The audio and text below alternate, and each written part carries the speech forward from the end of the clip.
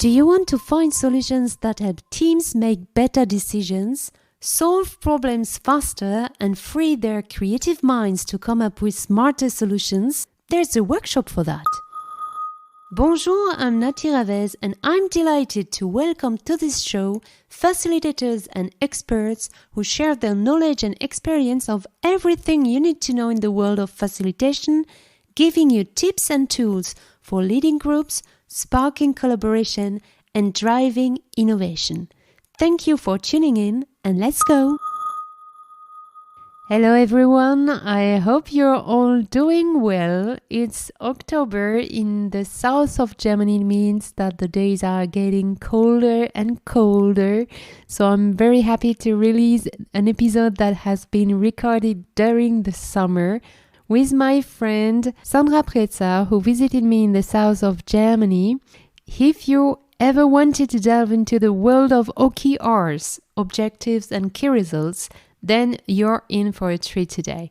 Sandra is OKR Master, OKR Coach, and a workshop facilitator. She has an impressive track record. She's been the guiding light for countless of organizations, helping teams find clarity on their purpose, crystallize their goals, and chart out actionable steps to achieve them. And she does it using the powerful OKR framework. She is a fan of it, you will hear it. So have a lot of fun and joy, and let's go. La, la, la, la.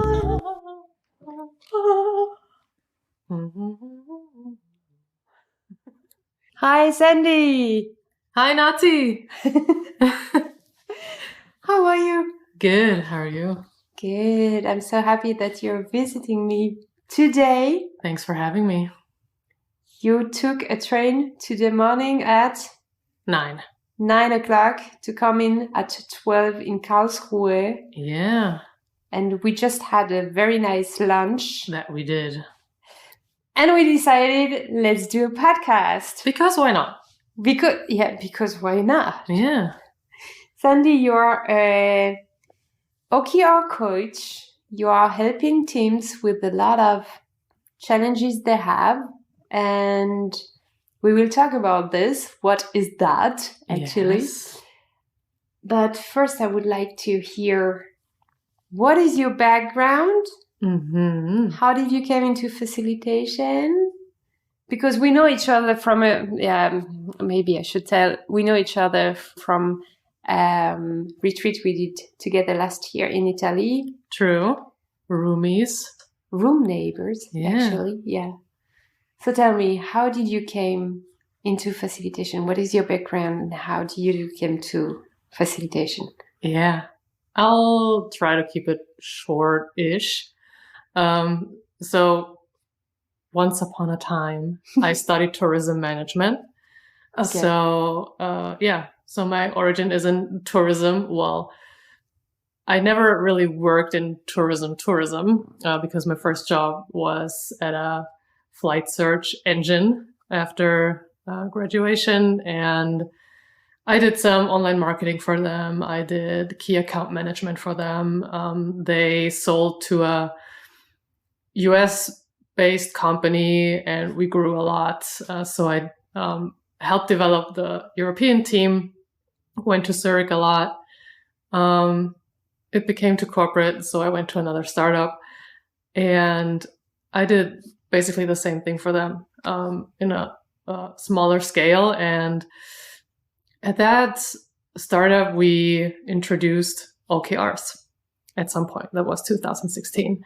And I took on the role of OKR Master, which I'm going to tell about later, possibly. And I always say that OKRs were my gateway drug, like the positive gateway drug to agility, to workshopping, to facilitation, to think and do things differently in the workplace. Mm-hmm.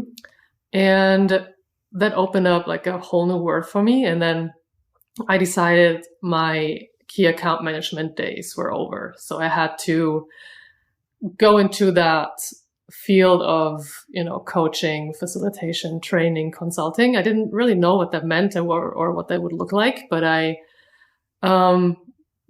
optimized and automated my stuff that I did at work. So I made myself redundant, left in 2019. And then I took some time off. I developed further, skills in coaching and facilitation.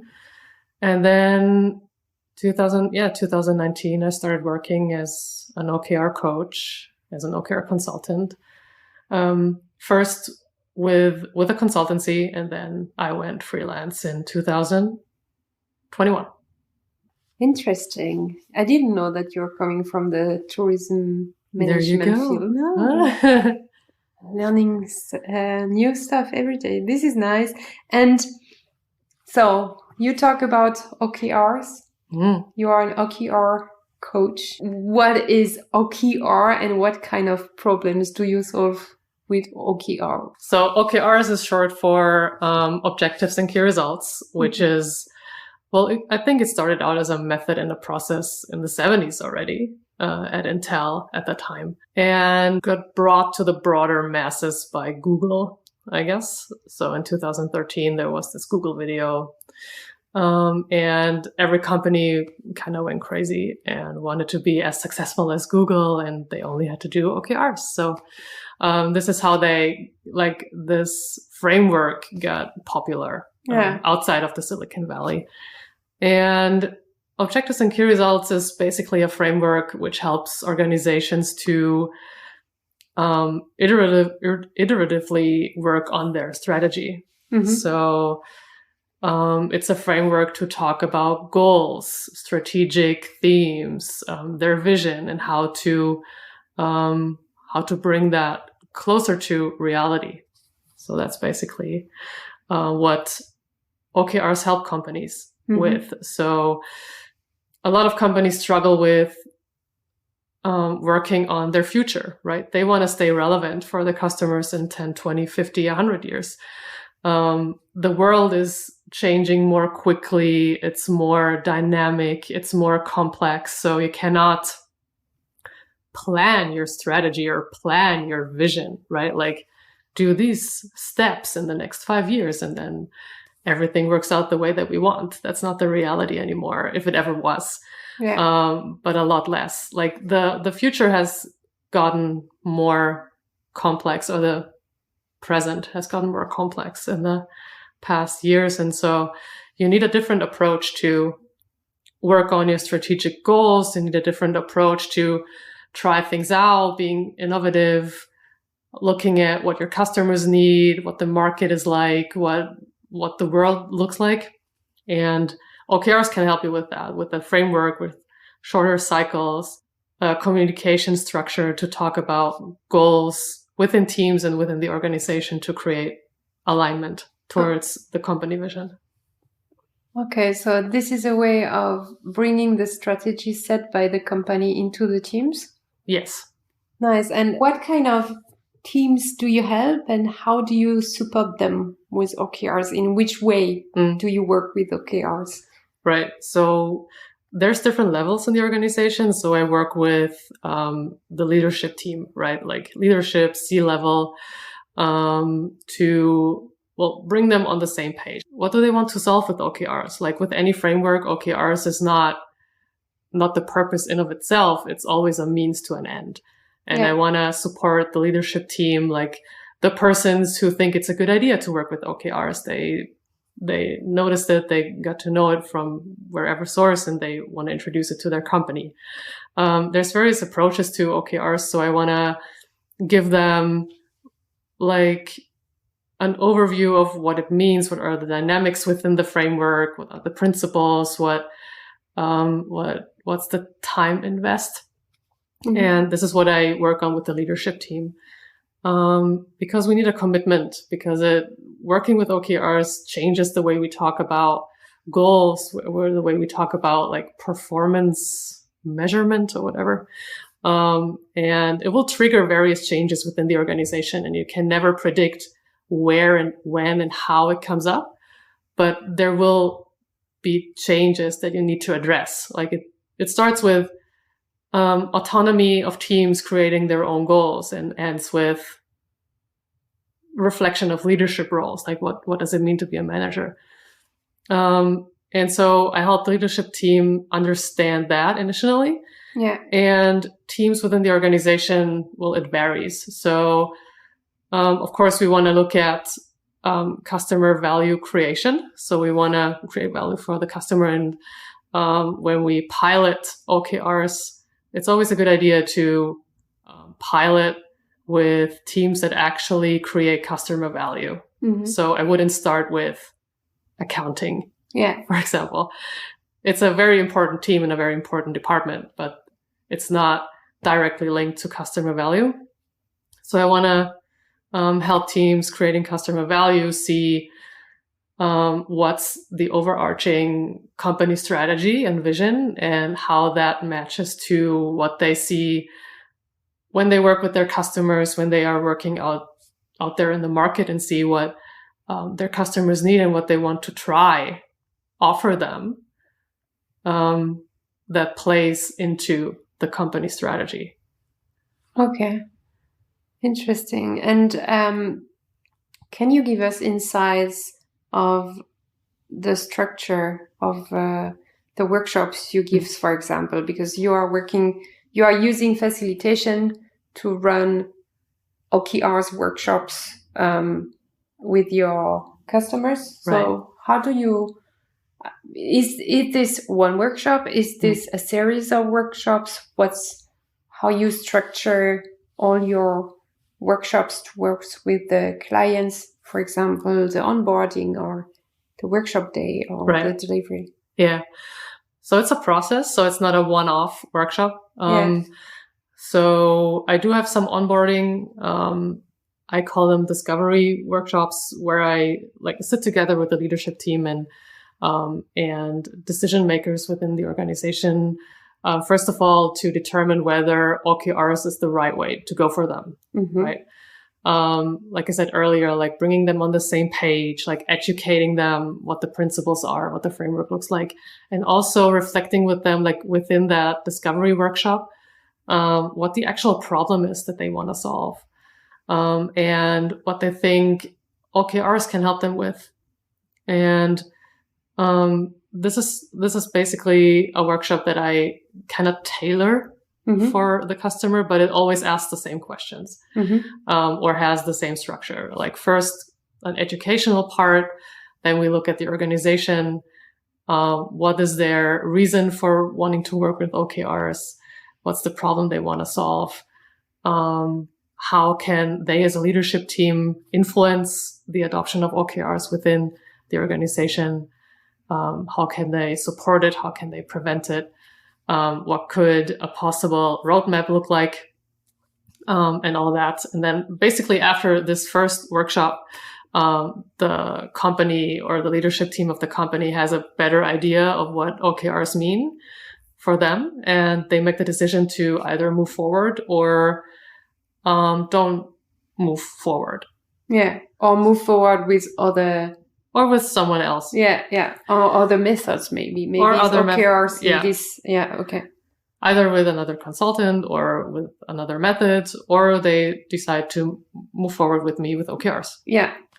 And then the next step in the process would be like looking at what's already there within the organization. Like the starting point of the OKR framework is the vision and purpose statement Mm-hmm. of an organization. Sometimes it's very compelling and already very much prevalent and there and visible in the organization, and we don't need to, tailor that. Mm-hmm. Some organizations have, like vision statements like, in 10 years, we want to have a market share of like 23.5%, which is not very inspiring to most people. And we take time to craft a compelling vision and purpose statement. And then we look at, basically we will reflect back to the steps that we defined in the discovery workshop, how they could move forward, and set up a timeline, right? So I want my clients to develop the skills to run the OKR framework in their organization by themselves as soon as possible. So I train them early as possible. Remember when I said I took on the role as OKR Master in my organization that I worked at? I want to train people within the organization as early as possible to take on that role. It's kind of like, well, similar to an Agile coach or Scrum Master, but just for OKR. So it's the coaching role. They are the process owners. They support the teams and the leadership moving forward when my work comes to an end, basically, or my engagement comes to an end. And I train them early on, and I will have those OKR masters shadow me all the time throughout all the workshops that we do. So the next workshops would be OKR master training. Then we look at OKR architecture, right? Like what departments, what teams, what business units would be a good fit for an OKR pilot.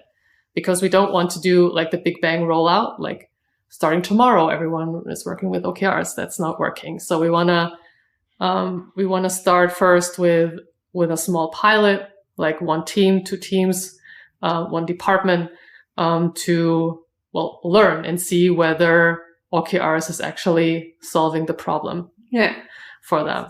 And so within the architecture workshop, we look at that, like who to approach, what levels do we need, and then we move forward with a midterm goal planning. So we have the vision and purpose in place, which is very abstract, very far away, and we want to move it more towards our present. Right. So we focus on kind of a vision for the next 12 to 18 months. And see what do we want to have accomplished for the customer, right? Like what's different for the customer in a year and a half. We do that, and then we go to OKR plannings with the teams. They look at the midterm goal. They look at, okay, like how can we contribute to that midterm goal during the next 3 to 4 months? Mm-hmm. We do that with the OKR planning. And then we start into the OKR cycle, which is like 3 to 4 months long. And they have weekly check-ins, which is like 15 minutes. I sometimes facilitate that in the beginning. But usually I don't do that because 15 minutes is hard to fit in your calendar, you know? That's why I have the OKR masters shadow me, and I mentor them from the beginning so they can take over that. And after the OKR cycle, we have an OKR review where we look like within the team, what's the degree of achievement that you have for your objectives and key results? What can you learn from the process? What do you want to improve in the process? And then we have the OKR retrospective. It's basically a team retrospective where you only look at your own collaboration, your communication style, what's working well and where could you improve? And then basically the cycle continues. That's basically the basic structure. Sometimes I have workshops depending on what the organization needs. Maybe they need more training for the team members. Maybe they need another workshop to make their objectives and key results actually actionable. I call that OKR to action. Or from OKR to action workshop. Sometimes the OKR masters want more training in facilitation themselves. So I just see what the organization needs and figure out a way to deliver that value to them. And the value I hear it here is that if you're training the persons inside the companies, it means that you are doing, I guess, one cycle with them, and then they are able to run it by themselves in the next cycle, so to say. Yeah, that's the plan. So I usually do 2 cycles with them. Yeah. So the first cycle, I facilitate all the workshops, and so the OKR Masters either shadow me or they are co-facilitators if they want. And in the second cycle, we switch. So they are in the lead in the workshop facilitation, and I shadow them or co-facilitate, whatever they're more comfortable with. And we prepare every workshop together. We debrief every workshop together. And then in the third cycle, I'm basically out. Yeah. How long is one cycle? Usually between 3 to 4 months. Okay. So it means that the companies, this is something that you said from the beginning, the companies call you and then you have these discovery workshops and you explain them in this phase, everything that you just explained, and tell them, it's for 3 or 4 months. And the teams have to get the time also to do that. Exactly. Yeah. What kind of companies are you mostly helping? Is this a kind of companies or in a special field, or? Honestly, no. Like I have clients I've had insurances, I've had media websites, pharma, marketing agencies, retail, consultancies, automotive, cargo, like so many different sizes and industries. And do you see common problems everywhere? Yes. What kind of? If you can give us 2. Yeah, or 2. 2 or 3. So the problem or a challenge would be that the thing that I said earlier, that there will be changes necessary within the organizational structure. Yeah. And the lack of commitment to work on those. Yeah. So people not wanting to lose power, especially middle management. Yeah. And not, this is one. And first, like not being clear on what problem they want to solve with OKRs. Yeah. So it's not clear within the organization, like, okay, why do we have to do this thing? Is it just a new hype, or what is this? And what is the outcome actually? Yeah, what's in it for me? Yeah. And do you see the problem that in all these kind of companies, that's very often the strategy is very far away from the operational teams? That there is a strategy, but that the strategy is not communicated in a way that each teams can recognize what is their value to fulfill this strategy, because this is something that I observed very often, but maybe you have all other thoughts. No, totally agree. So I don't know what your experience is, but my experience is when you talk to organizations and ask like, okay, like what's your strategy? Do you have a strategy? And they say, yes, of course, and present you with like a slide deck of 100, PowerPoint slides with mostly generic sentences. Yeah. And I don't think that I think they really try their best, but I think also it's sometimes a lack of understanding, urgency, and maybe just not taking the time to like really translate what they want towards the organization. So every organization wants to earn more money than spending, right? But how to achieve that? Like, it's also a question of where do I place my bets? It's a question of hard choices to make, right? Like, strategy is not keeping all options open. Strategy is, focusing on one way and saying no to another way. Mm-hmm. And then also reiterate, right? It's not like, okay, like I'm setting a strategy and I'm following it for the next 20 years, but yeah, like things change. And then sometimes you see, oh, okay, actually this wasn't 100% the right way to go. Let's reiterate. Yeah. Let's see what other options we can have. And yeah, making those decisions is hard. Yeah, it is.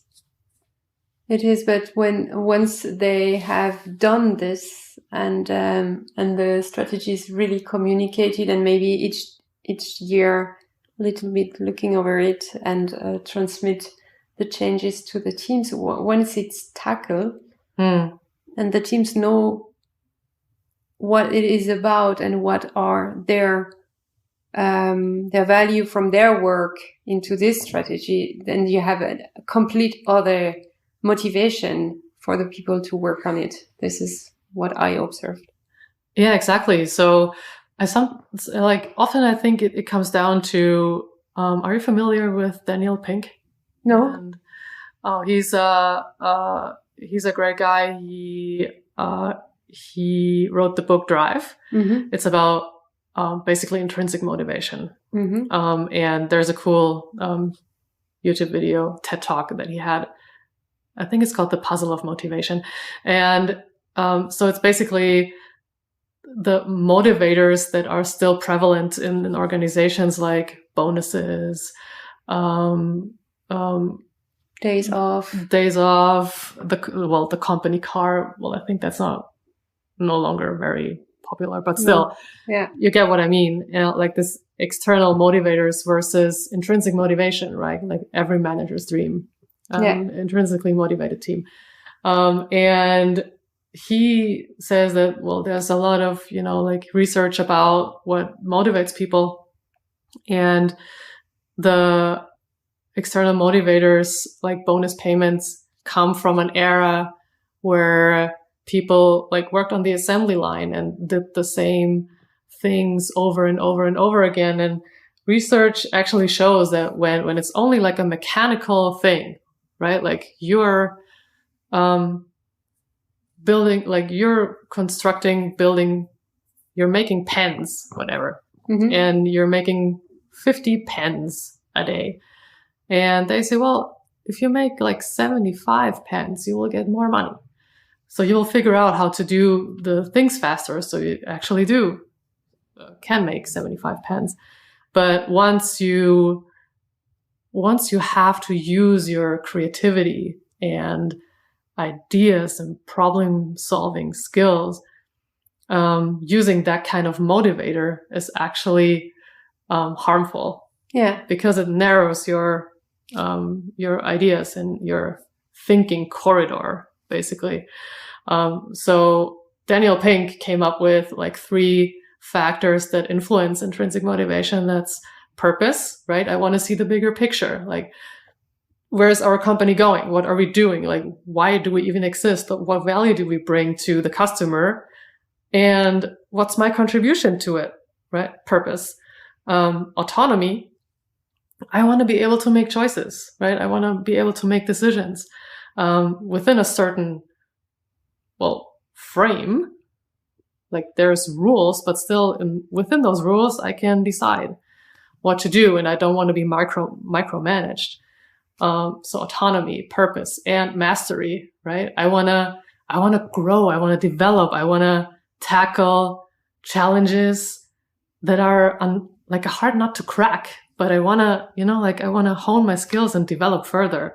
So when you're an organization, you want to look at those 3 fields to make it more possible to have intrinsically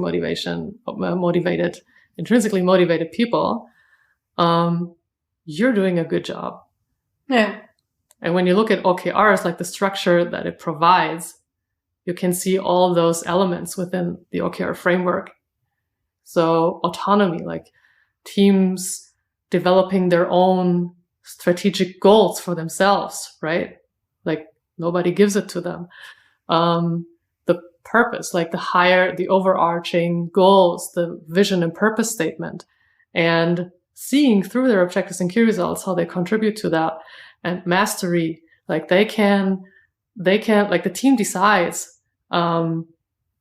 how, like how high they aim with their goals. Do they want to stretch? Do they like really want to go for a moonshot or whatever? They can decide. And that's why it's so powerful to create intrinsic motivation within organizations. Oh. And if a facilitator would like to become more insights into OKR and how it works, what kind of books or what kind of trainings would you recommend? Recommend, yeah. So they can talk to me. Yeah, this is a good point. They can talk to me. I mean, there's a lot of books out there for different purposes. I mean, I think the most famous is Measure What Matters by John Doerr, which is good to spark inspiration, but the way he describes the approach in his book is not very effective. But there's various other books, well, in German language, or I think in English there's a company in the UK that's called There Be Giants. They have some good material. Yeah, but of course, talk to me. Do you give some OKR course for facilitators? Yeah. So I do. I offer like introduction workshops. I offer it for like in-house clients, but I also offer it like in an open format to just get to know OKRs in like an hour and a half with some theory input and then with a Q&A session. Yeah. And if people want to follow up with that, I can either help them myself or get them in contact with other people. I think I saw a time long like OKR Cafe on live sessions on LinkedIn. Oh yeah, together with two buddies, I have an OKR Lean Coffee. Yeah, a monthly format that's an hour long. It's the fourth Tuesday of the month. Okay. We also have a LinkedIn group. So good. So I will put all the information about this in the show notes. Yes. We were talking about strategy and motivation, and I would like to know, because you're a coach, you're a workshop master, how do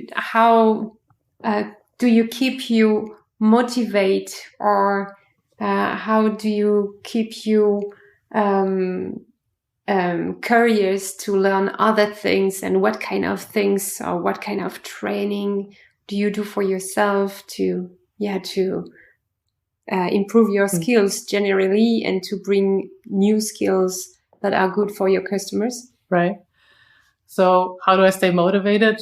Just because it's so much fun and it's so rewarding. Not all workshops are super smooth and super fun and everyone loves OKRs. And I love these hard conversations too. So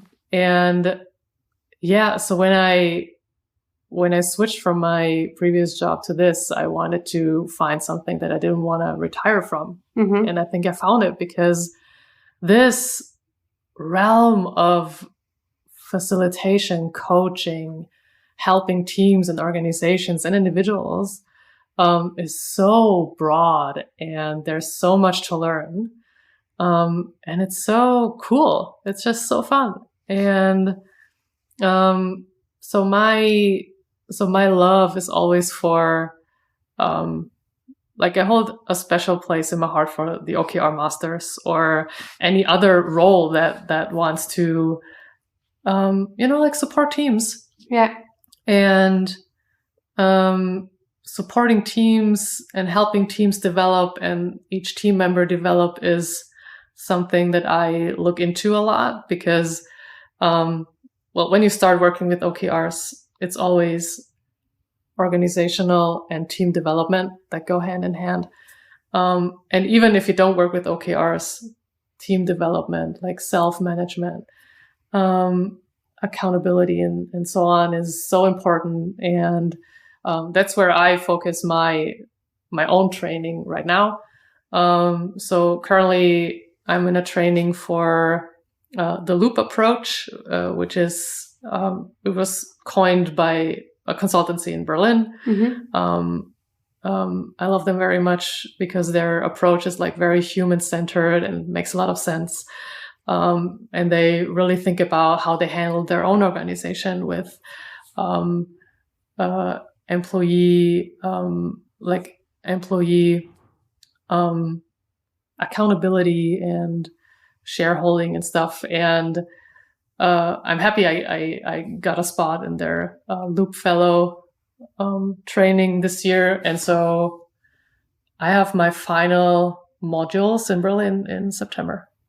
Nice. Yeah. So I can help teams even better. Even better. Even to better. get better. Better to get better.